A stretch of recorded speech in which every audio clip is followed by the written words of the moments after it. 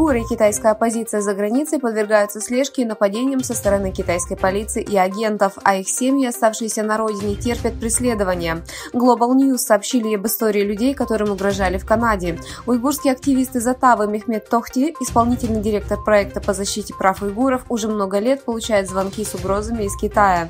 Больше всего его беспокоит предполагаемая смерть его матери и других членов семьи. В январе Мехмету Тохти позвонил китайский полицейский с угрозами.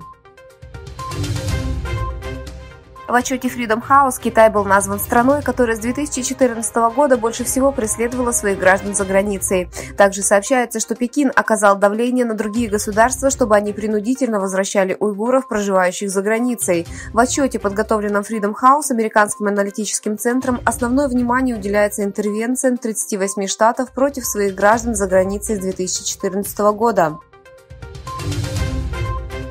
Верховный представитель Европейского союза по иностранным делам и политике безопасности Джозеп Боррелл заявил на встрече с госсекретарем США Энтони Блинкеном, что они хотят донести до Китая послание о том, что он не может быть на стороне России и что страна должна внести свой вклад для мира в Украине. Боррелл также предположил, что президент России Владимир Путин продолжит свою агрессию, несмотря на то, что ничего не добился. В ходе визита президента Франции Эммануэля Макрона в Китай были достигнуты договоренности в сфере гражданской авиации между двумя странами. Европейский производитель самолетов Airbus объявил, что удвоит свои производственные мощности, добавив новую сборочную линию на свой завод в Тяньцзине, Китай.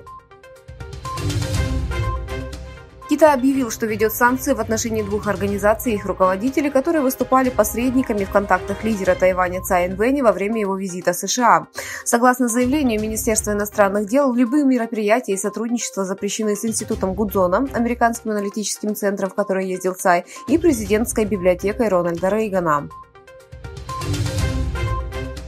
Джен Истерли, директор агентства США по кибербезопасности и безопасности инфраструктуры, заявила, что новейшие технологии в таких областях, как кибербезопасность и искусственный интеллект, могут стать самым опасным оружием 21 века.